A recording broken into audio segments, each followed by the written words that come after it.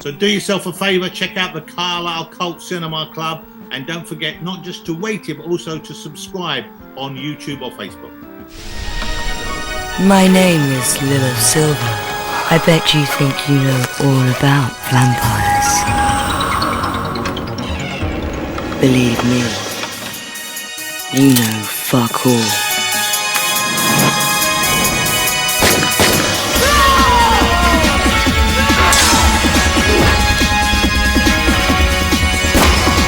It's time for you to embrace the bigger picture or die.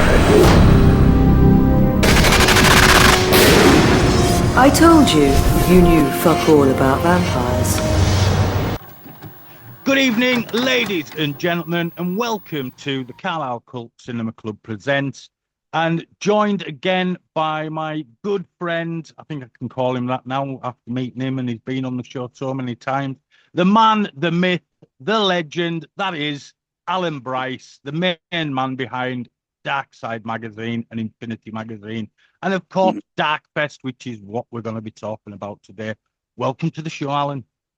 Always a pleasure, Paul, and it was great to meet you in person at last at the festival, which was great. You know, because we were a bit worried about, you know, with your mobility issues, but you know, they, as you say, they were very helpful, weren't they? And they were great. The Genesis Theatre were absolutely amazing what they've done for me.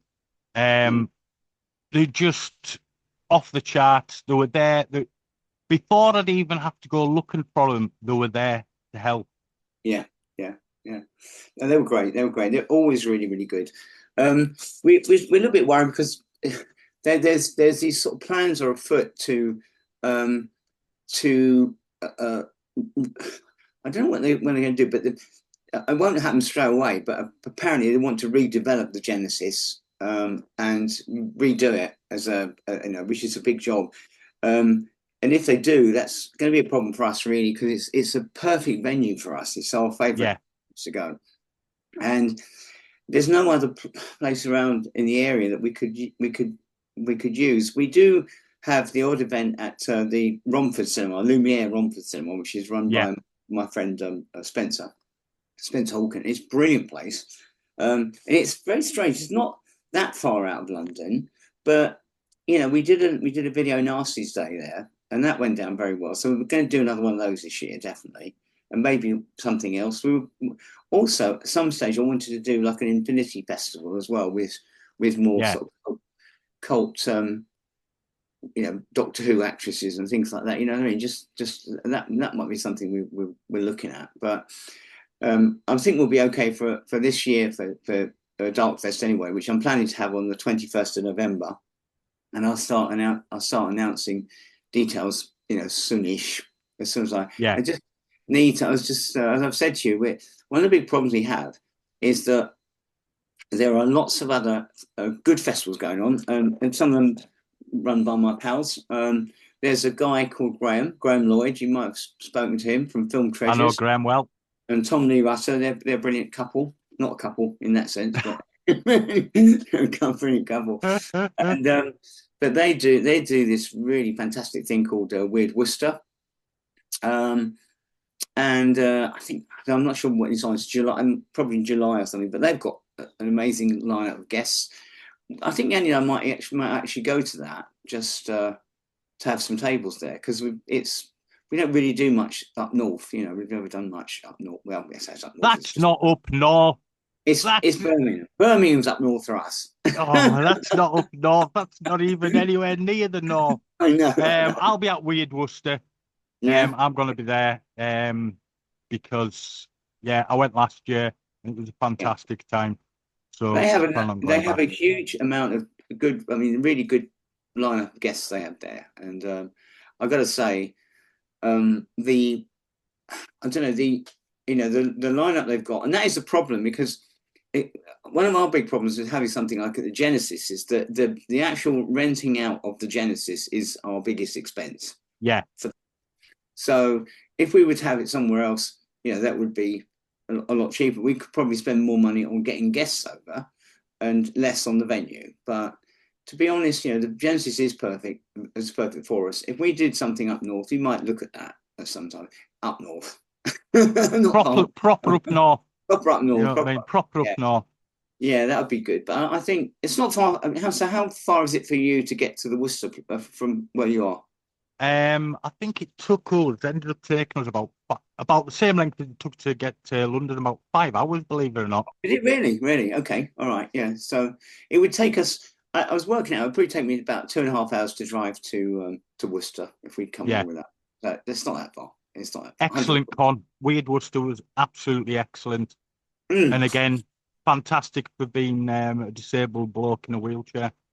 Yeah, yeah. So it was easy enough for you to get around at that event as well, was it? Yes, very easy. Yeah, extremely easy. And everybody was just fantastic. Well, good. Well, I'm looking forward to it. And also this other thing we do, which is called the Shed of Hell. Did we talk about yes. That? I think we talked about that. So the Shed of Hell was fun. It was in Rushden, and it was an event initially. Initially, it was going to be attended by Rick, our artist, Rick Milton, our artist. Yes. But he and his mate Mike, who organised it, had a kind of falling out, which meant that it ended up Rick not going, and but Mike still carried on doing it. Yeah. To be fair, it wasn't hugely attended, but it was fun. We had a really good time there. Mike took us all out for a meal. We went out to socialise. Tony Marden and Lauren were there, and Ian McCulloch and I always have a good laugh. He's always great company. So we're going to do it again this year. I think it's in May. We got one coming up. So that'll be fun. I mean, yeah, it's not. I was saying to Pauline Peart the other day, because Pauline goes to a lot of these things as well. She's a good laugh, and she was saying, yeah, it's not necessarily something you're going to make a lot of money at, but it's just nice to hang out with nice people and just do that stuff. So that's a worthwhile thing, and that's going to carry on, I think.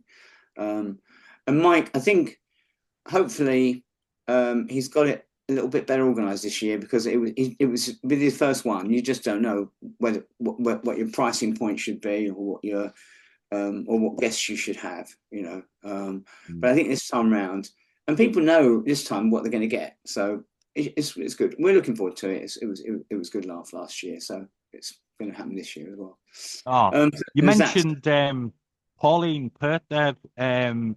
She was brilliant at Darkfest. I've got to say, every time I passed her, she grabbed us, gave us a hug and a kiss on the cheek, and she was just absolutely.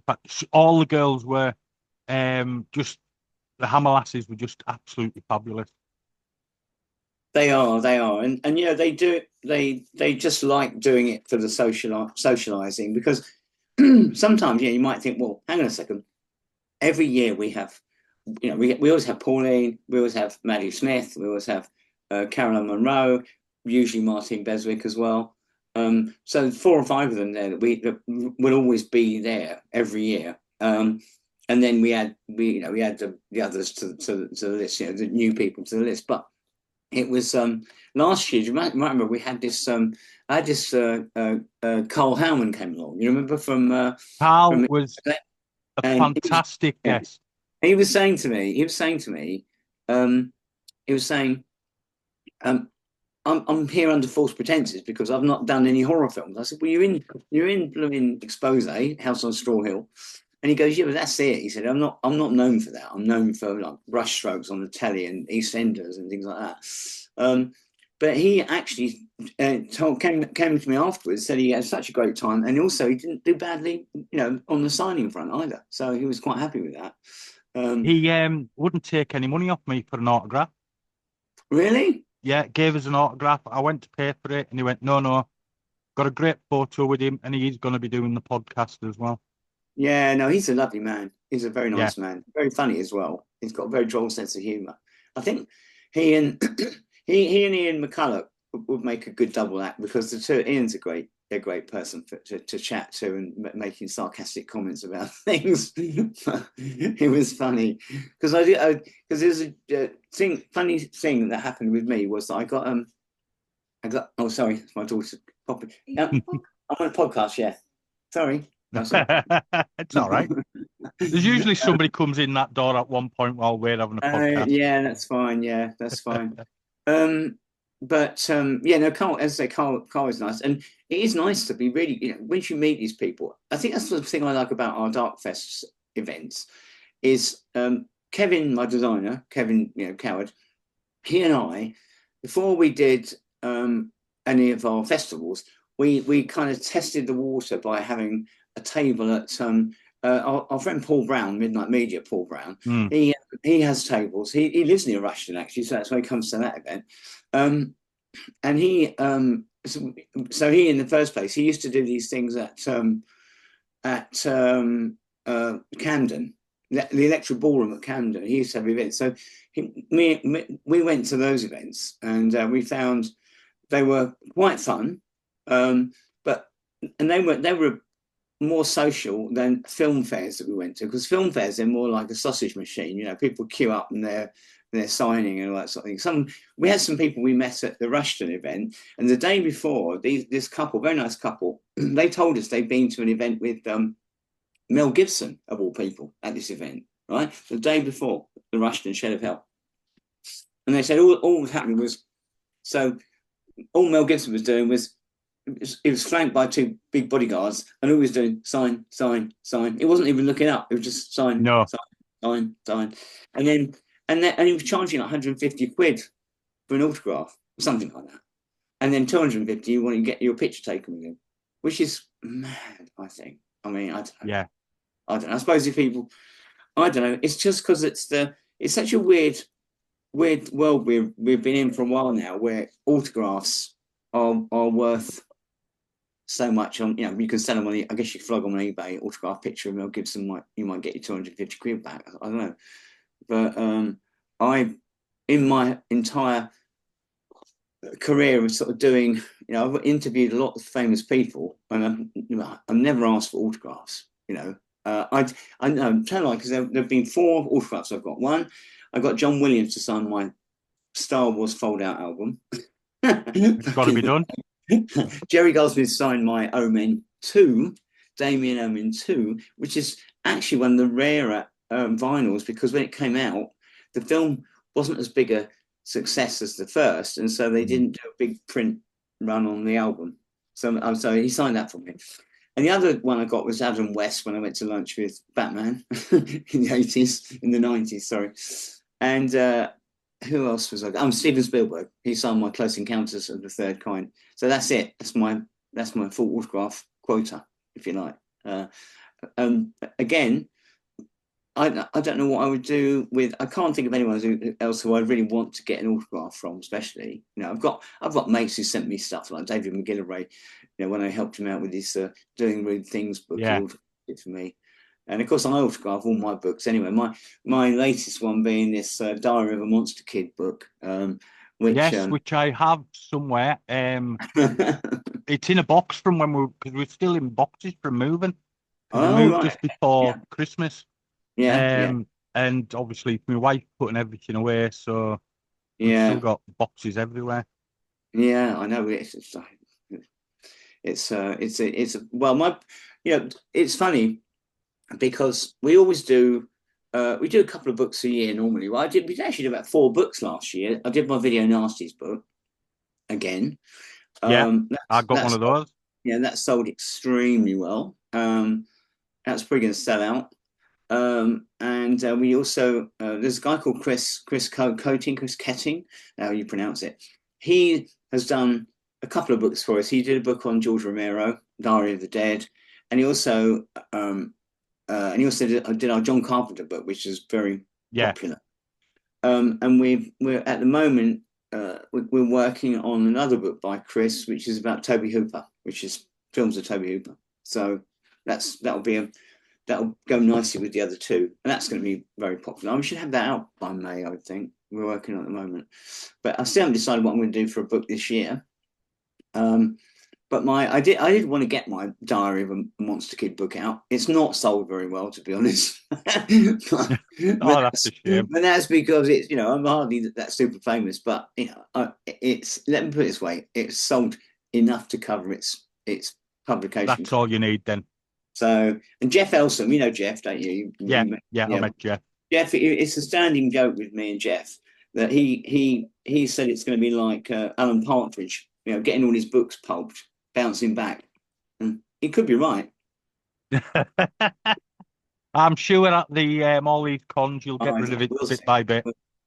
Yeah, no, they'll go. I mean, look, I had fun writing it, and also it's really well designed. Kevin's done a great job of all the finding illustrations for all these old things that when I used to do Vesta curries and Vesta prawn curries and things like that, which look disgusting nowadays, but I don't know. It's just fun to remember those days of going around, and it was an exciting time. I think I really like I don't know, nowadays, this is the other thing.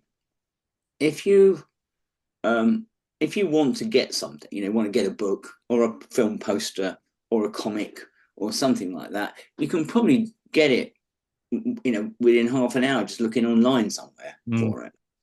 But it's just also, I did enjoy my childhood where I had to cycle around the back roads of Surrey and go to London and go to the cinema bookshop and places like that to find things. And and it was always a voyage of discovery. You suddenly found. I used to collect. There was a French magazine called Midi Minuit Fantastique, and I used to get copies of that from the cinema bookshop. And I'd come in there and there'd be a new issue, and I'd grab it, and it would be it was such a voyage of discovery. But now I don't know that kind of world is long gone now. We're more living in a modern age where you can just get something if you want it.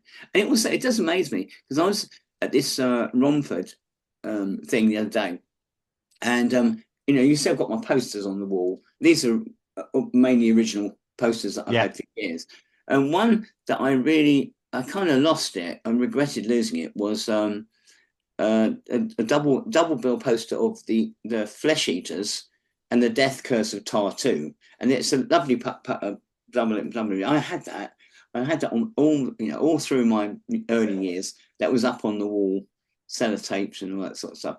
But it all got ripped in the end and got ruined. But I was at this event at Romford, and the guy said to me, "Oh, I've got that poster." And I went, "Oh, okay." And I said to Yanni, "Oh, he's got a poster." She goes, "Oh, we can buy it if you want to." But he wanted £175 for it. And I was thinking, bloody hell. I don't know. Do you know what I mean? And she goes, "Well, you've got enough posters already." So but sometimes I just, I might regret that and think, maybe I should have bought that while I had the chance. Because it's not that I can't afford it or anything, but just that it seemed a little bit extravagant for I think if you said £100 or something, I might have gone, yeah, do you know what? I might have that. I'm not sure. But it's a lot of money for these things. And I understand as a collector, myself, and I've probably got posters stuck away in drawers somewhere that I need to probably occasionally just put. I don't know about what you do, whether you've got posters around the house or not. Well, obviously you've only just moved, so you'll be the old house, I did have a few posters. I'd managed years ago. I was in Camden Market, and I found a load of posters laminated, right? So I had them kind of up all over my house, plus I had like you said, sellotape and things like that. Original Evil Dead poster back in the 90s, sellotape to the wall, and it's knackered now. But I'm selling my old house, so when the money comes in from that, I'm buying a brand new Evil Dead poster, Evil Dead 2. I've told the wife, because they all got ripped when we were leaving the old house, and I said to the wife, "I'm buying these posters," and she went, "Yeah, no bother." I'm sure you should. I'm sure that's one you should get signed by Graham, because he must have been on your show, hasn't he, Graham? I've had Graham on my show. Yeah, he's a brilliant guy. And he's a great guy. Well, I think we've had this chat before, because when we socialise, we go out with we've got there's two groups, isn't there? There's the Gentlemen of Horror, and the Cads of Horror, and the Cads of Horror. Yeah. So the Cads have got a night. We've got a Cads night coming up soon. I think that's due in early March sometime. So we're all going out to the Delhi Brasserie in the West End, and meet in the pub, and then we're going to have a meal. And this is the one that Jeff Helson's kind of, the main mover and shaker in that, the main cad, if you like. Yeah.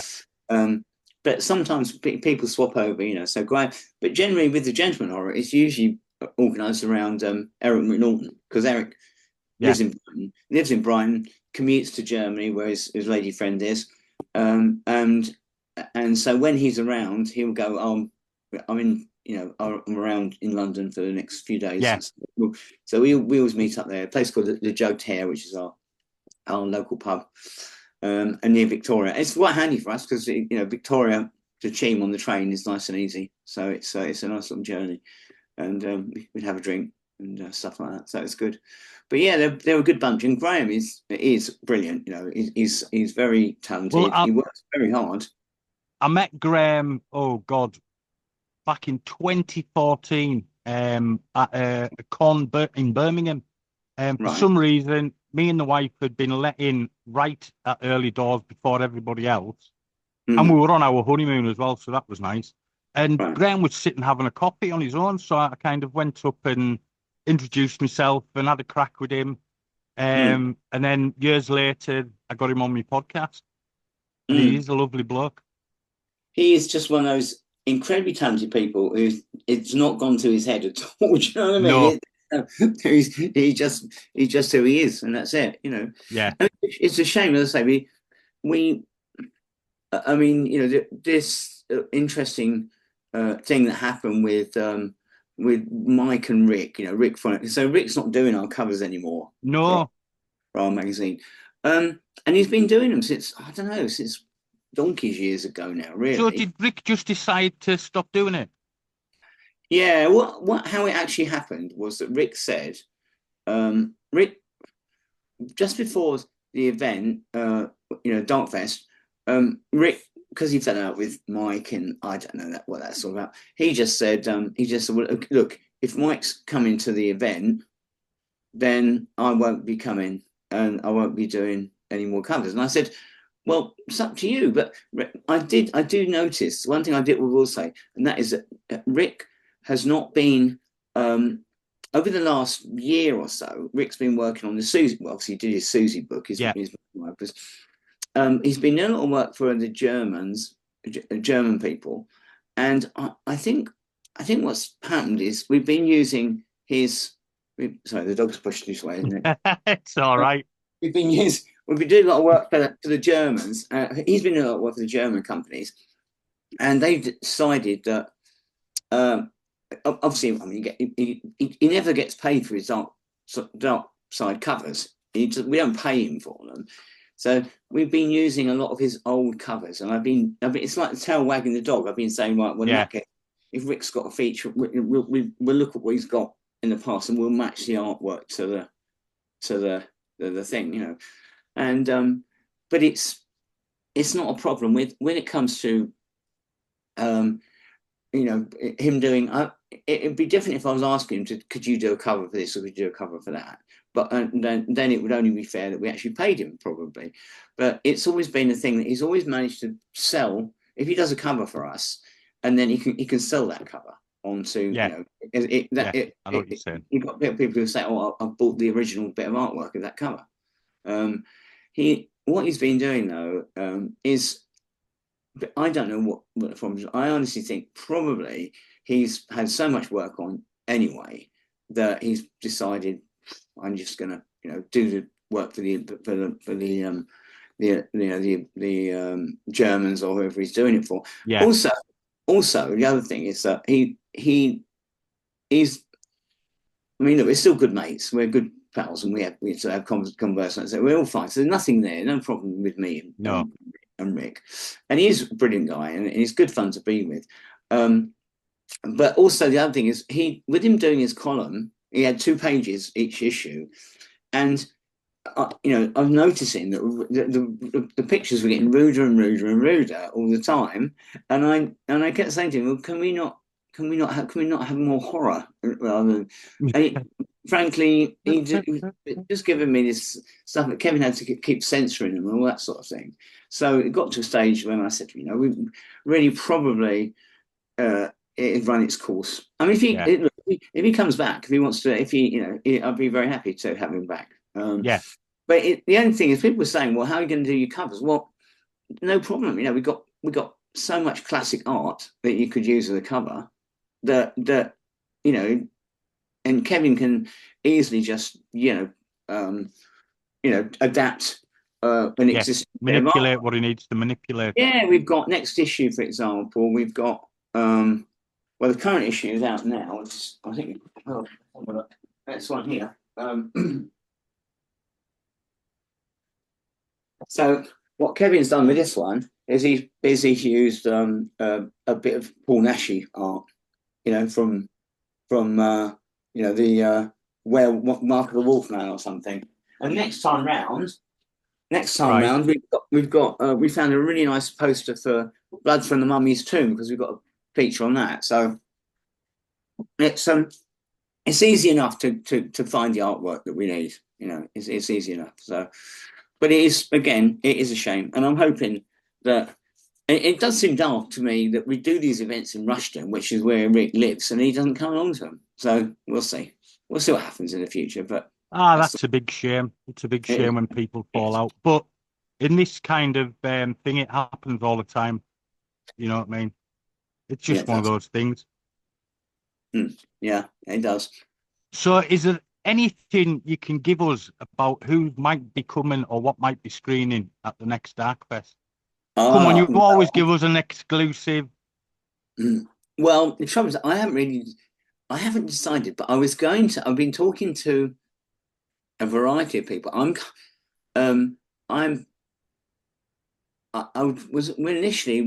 was slightly chatting to Ken Foray about maybe bringing him over and doing Dawn of the Dead.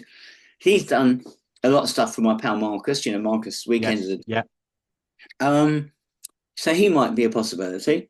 But I really would try and get somebody really exclusive.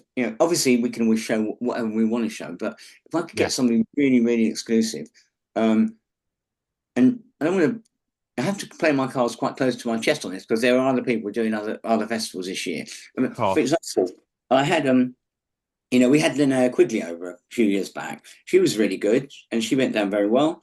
And her agent was this girl, I think her name was Judy Fox. She said, Linnea had a great time. Why don't you? I'm also the agent for Michael Berryman. And so I said, maybe we'll get him over. But then I noticed that there was this For the Love of Horror thing going on, and they had Linnea Quigley and Michael Berryman. They did. And I thought, but the trouble is, then I don't want to be. And even last year, I mean, we had Victoria Price and I can't remember it's not, and they just done Aberystwyth, that one down there. So I didn't really want to try and get. I mean, I know it's ours is in London, so it's a different kettle of fish. If they're in Wales or somewhere else or Manchester. No, but I know what you mean. Trying to get somebody who's not done any other conventions. No, I mean, look, or not done any for a while.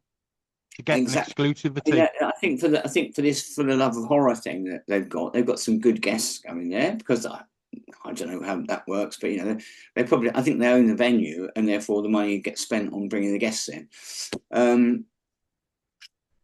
But they got. To be honest, I went to the same Linnea Quigley Full of the Horror. I got to sign some stuff for us. It was Terrifier heavy. Yeah.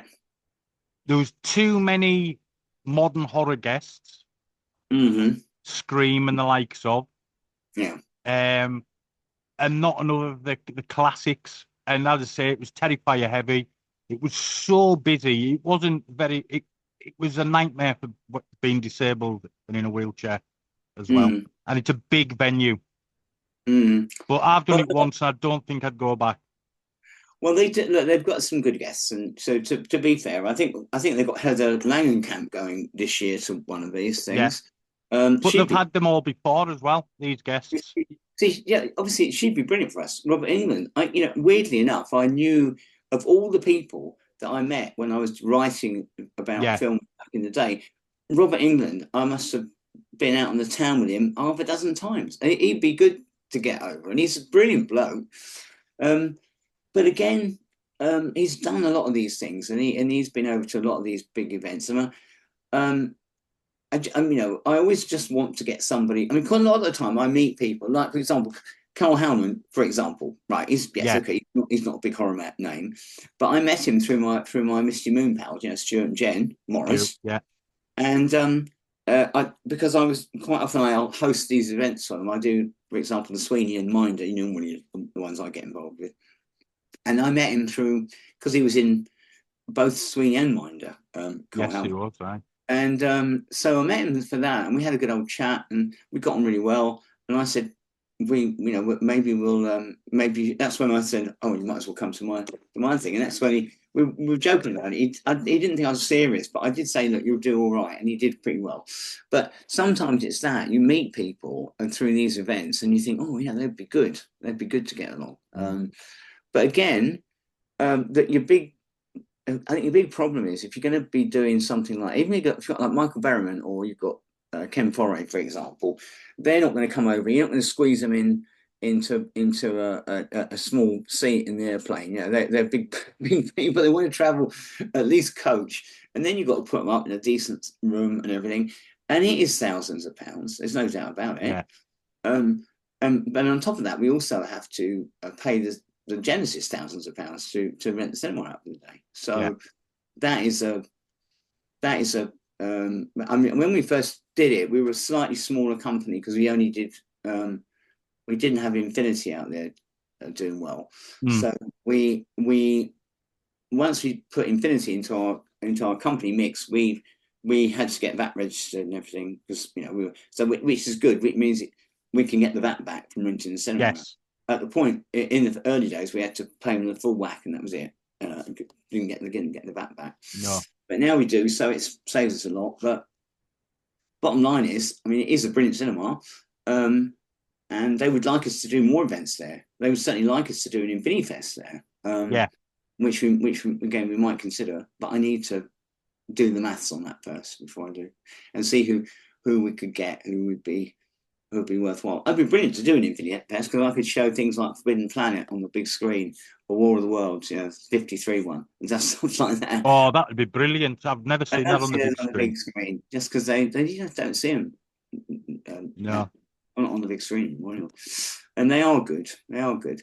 And also, as I say, I do want to say this, that so of the other festival people who we're a nice, generally little cozy little cottage industry in this country, I think. So you've got Spencer Hawke and you've got Lumiere, and they've always got stuff going on there, and it's always very cheap as well to get in there. Very reasonably priced, and it's getting better and better. He's putting a lot of work into it. And the other guy you may have spoken to is Paul Cockgrove from Southend. I think I spoke to Paul. I'm not sure. I spoke to that many people at Darkfest. He's a brilliant guy. He does a lot for the horror world over here. Yeah, I mean Southend on Sea, Horror on Sea as he calls it. And he does a lot for the local. I think he's an OBE now or something, an MBE or something like that. I don't know where he is, but he's something like that. That's after his name. But he's a brilliant guy, and he obviously loves his horror films and things like that. But he also does a lot, as I say, for the local for the local Southend Tourist Board. I think it does well. Brings a lot of people in Southend. His festival, which is brilliant. So we often meet up there. There's a pub down there, Wetherspoons, where we meet up for a lot of networking, and it's so funny because you never know who's going to be there. Probably gangsters. Probably a lot of gangsters there, I imagine. I was gutted that I never got to come for the drink and meal at Darkfest. It was just didn't get into London till later on. That was a shame, wasn't it? Yeah, what we do, that's the fun thing. On the night before Darkfest, we always arrange so that we can go out for a meal in Brick Lane Curry or something, and we have a great time. And on this occasion, last one we had Sylvia Colentina, the house by the cemetery. She didn't get in until late, so she couldn't come for the meal. Yeah. She was the last one who came in. She had to be picked up and transported. And there was also this girl, Sherry Buchanan, who was in House. Zombie Holocaust with Ian McCulloch. Ian McCulloch, yeah. Yeah, she couldn't come. Ian was late in, and so in the end, I don't think we hardly had anyone who went to any of our proper guests. Were at the meal with us, which is a shame. But we had a good time. They went out and entertained themselves, but we did okay. And usually we do. It's quite nice. It's to get somebody to treat them. I think Victoria didn't come either with us, but again, like I say, I'm just hoping this year. I'm just got to put my thinking cap on. And another thing is, of course, it might be I haven't decided what my book's going to be this year. The main one that we sell in November. I know we've got the Toby Hooper one coming out. If we have someone from that, somebody suggested somebody from. There's not many people left from Texas Chainsaw now. I don't think. I think you know Al, our friend Al Friswell. You know Al Friswell. Yeah, I think I met Al. I met Al as well. I think Al's a brilliant guy. He makes his dinosaurs behind his back out of boot tack. Yes, he told me. It's his party piece. And I think he knows somebody, Terry Nin or something. Somebody from Texas Chainsaw. Right. And because Al's a big Texas Chainsaw fan, so maybe do something, maybe get her over or something. I'm not sure, but I would like to. Every year we like to get somebody at least who's. What I want to do this year though is I'm not trying to compete against these other events because they're different things. They're not. They are what they are, and I can't possibly match even with Graham and Tom's Weird Worcester thing. They have an enormous number of really good guests, and some of those would be possibly suitable for us. So who knows? Maybe we'll look at that. I mean, certainly it's obviously a lot cheaper to get over someone from Italy or France or something. Yes. We nearly got Bridget LaHaye a couple of years back, but she kind of lost interest because she went to Fright Fest and didn't do very well. So she'd be a good one for us. But she doesn't speak English, I don't think, so it would be have to have a translator with her. Well, there was that guy, wasn't it, who was going to come over. The Hammer people were telling me that when we showed the Captain Kronos, they were going to get the actor who starred in it to come over, but he died, I think. So, and but even before he died, I was then told he doesn't speak a word of English. So it's a tricky one when you're going to have stuff like that. You need what my pal Merlin again, Merlin and Senna, they're doing their events as well, and they're doing another one this year, and they're helped out by a guy called Eugenio Okolani, who's very good. Yeah. He's their sort of secret weapon because he can get up on stage and he can moderate, because he speaks. He can translate whatever the guests want. Yes. So he's very good. So and he also, since he dots back and forth to Italy, and he's also, I think he's got a background in a lot of his family worked in cinema. And so he knows a lot of these people, how to contact them. So he gets really good people. I think, if I'm not much mistaken, I think that he's got Al Cleaver going to one of these events. Weird Worcester's. I'll have that. Yeah, I mean, he's a great one. I mean, Yeah, I'm looking forward to meeting him. I'll probably get me Zombie Flesh Eaters signed by him. Yeah. Luigi Cosi is another one who's going to be there. Yeah. Well, again, you say we've been offered people like this in the past. I don't know about Al Cleaver though. I think we were looking for him at one point, but I'd like, it's very strange because I quite like the idea of getting over. I like getting Sherry Buchanan over, for our event. She was a lovely lady. She was nice, coming over with her boyfriend, and looked very well preserved for her age. And it was, and she was very funny, very friendly. But I don't know whether she did as well as, I think it was because she'd been in that film, and she'd been in another film. What Have They Done to Your Daughter? She's quite young in that. But she wasn't, I don't know. It's just like, your ideal ones would be someone like Laura Gemser, wouldn't it? Or someone like that, or I don't know. That would be brilliant. But not also some years ago, there was Mimi Lai did a lot of these things, and she'd be good. She'd be good. Apparently, she lives in London. Right. To actually get her, I don't know how I get in touch with her, but it would be nice. And there are other people, that we love to have along. This year, for example, we were looking at the possibility of getting. We were at some event. Oh, that's right. This Witches of the Sands thing that Tony and Lauren. Yes.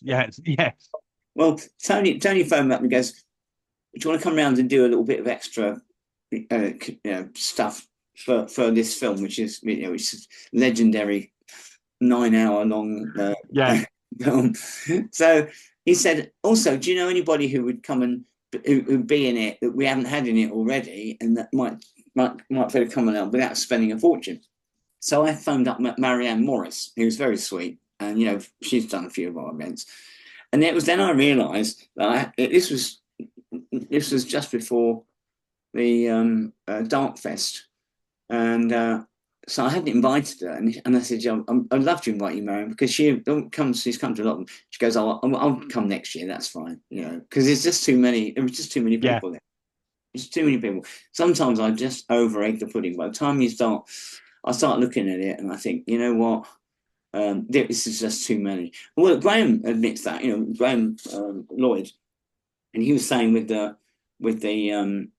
Worcester last year, he over egged the pudding. It was like, oh, I've got all these people, guests coming already, and now, let's have Fred Williamson and his wife, and let's have somewhere. And you're thinking, yeah, that's great, it's fantastic, but after a while, if you're being sensible and it's a business, you've got to make a profit. Otherwise, you can't keep doing these things. Exactly. But exactly, because that's what it's all about. You need to make that little bit just to keep things going. I think so. When we did the first one, Yanni said to me, "Well, we'll do one and see if it makes a profit." And a lot of people online were saying they'll lose a packet, they'll lose a fortune out of doing it. There was a magazine before called Gore Zone, which Rick used to work for, and he said they did a festival and lost a lot of money or something. Well, he says that. I don't know whether they did or not. Maybe they didn't. But we, having realised that we were going to have to fork out thousands for the venue, and we did the maths on it and thought, well, you know what, we'll see how it goes. But then on the day, when we sold a lot of tables, because we don't charge a fortune for tables there, and we when we counted out, we'd done extremely well, and we thought, right, well, we're going to do this now, carry on. Funny enough, the best thing that I wish I'd started doing years ago, but I've started doing it now, is once a year we started producing annuals. So we've got a Dark Side annual and an Infinity annual. So the first year we did a Hammer annual, sold really well, and we also did a Spy special, with Man from U.N.C.L.E. and No Man Flint, things like that. And that didn't sell as well, but they both sold extremely well. And we left them in shops I think we put them in shops for about 2 months. This year, past year rather, we did an Italian horror special, and we did a Jerry Anderson special. And the Jerry Anderson special went through the roof. It absolutely went through the roof. We sold it out completely. Italian horrors did all right, but not anywhere near as much as. But we're leaving them in the shops because it's a bit of a no-brainer, because it's mainly just best of, from the early days of Dark Side and Infinity. And in the first year, I think we did quite a bit of new stuff. But to be honest, it's a bit like every year I tend to like to buy Viz magazine, Viz, and I will still buy their annuals at Christmas time. And even though I've probably read a lot of stuff in them, so I think it's nice to have an annual, and I think it's nice. It's nicely, it's really nicely put together. and perfect bound, 100 pages, and for a tenner, I think that's quite reasonable by today's standard. I don't know. Yeah, that's all right. But these ones, so at the moment, people have been asking us, where can I get a copy of your Jerry Anderson special? And I said, well, if you can find it in shops, then that's where you'll find it, because we haven't got any left. We've got one, obviously, for our but that's it. Yeah, we've got one, and that's fine. But it's great. I mean, Jerry Anderson one has been amazing. I mean, we printed about 4,000 of them in just for the UK, and we've an extra 1,000 for ourselves, which have gone sold, and and the ones in the shops are virtually going to sell out. So we're going to leave them for another month or two and see what. But the sales are going up all the time, and it's only in this TG Jones, the people who took over from Smiths. So all right, yes, not anywhere else, and we're not sending it out to it. But also this year, another thing that's coming up is we've got in I think it's August. We're doing our 100th edition of Infinity. So what I'm deciding to do, I'm going to do an 84-page mag, which will be the same price as the normal magazine. Yeah. So the punters will get a bit of a bonus, if you like. It will be heavier. It costs us more to mail out, but it's. I'm looking forward to it. We're going to do a real big special issue number 100. So, and we'll be getting to. And it won't be that long before we get to issue 300 of Dark Side. So that's another thing to look forward to. Bloody hell! It's been going that long. Fantastic stuff. I know. So before we go, because I think we've covered absolutely loads. Anything else you would like to plug or tell us? Well, not really. If I just say, I mean, obviously, look, it's great to see you at Darkfest. I'm sure you'll be joining us again. I'm going this year. It's already planned. Me and Ian, my man, is coming with us. And but I think the thing I love about doing all this stuff really is it's I've got to a point in my life now where I don't have to worry about the financials of things, if you like, and I just feel very fortunate that I've got so many good friends in the business and also good writers. I've got so many people working for me, good writers, and also particularly Kevin being a great designer. He makes anything look great. Sometimes I have features and I've got enough pictures for this, and Kevin I'll sort it all out. We had this joke that when we started working together, he was like Mr. Winston Wolfe. He's my Winston Wolfe. So he just makes a nice cover copy and goes up and does it, and he takes care of everything. But of course, Yanni, without her, I wouldn't be doing this at all, because it's ironic, because when I was going through my divorce, and my first wife, she was I did say at one point I was thinking about buying the magazine and doing it myself, because I felt it give more control over it, and she said no, that'd be waste of money, do it yourself. So when Yanni came along, she said, well, yeah, we'll buy it, and I'll buy it off because my partner Ken had passed away by then, so we bought it. And Yanni bought it, basically. And so for the first 2 or 3 issues, she funded the printing of the magazine. And then also she worked out all the subscriptions and doing all that. I remember the first one was she was living in Enfield. And I remember we had all these envelopes, and I was just writing every address out by hand, subscribers. I couldn't do that now. I mean, it's happening month of Sundays. But she does all the subs. She does all that stuff. And she does it so well, so it's great to be part of that team. She does the mail outs, and she does the subscriptions, and she really does a great job. So, and also it's funny because she often says to me when we're at these events, right? She goes, people come up and ask me about horror. She goes, I have no idea. Because she has no idea about horror films or what, or who starred in what, who directed what, or etc. It's just her. If you asked her about I don't know, kitten videos on TikTok or something. You should probably know quite a bit about that, but that's about it. She'll go, "Oh, look at this!" You're going, little monkey. Look, he's in it. He's got a little. There's a monkey thing that's just gone viral. And as of that, Amber does the same thing. You know, so it's all sort of they just love to look on these. So she says to me that we should do more on social media. It's true. We should probably do another. We should probably do. That's why I don't mind doing these podcasts and things. It's quite fun. And again, well, so I've said we should start a Dark Side podcast, and I think it would be very, very popular. It would be, yeah. I think you might be right. That's what we'd have to look at that for the future. Yeah. I'm up for doing it with you. I can tell you that now.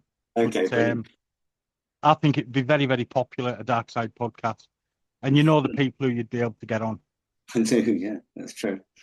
Anyway, great to talk to you as always, and you. We'll always a pleasure. And we'll catch up again at the Carlisle Cult Film Club. Carlisle Cult Cinema Club. This will be going out in not this Sunday but next, because I'm doing everything a fortnight now.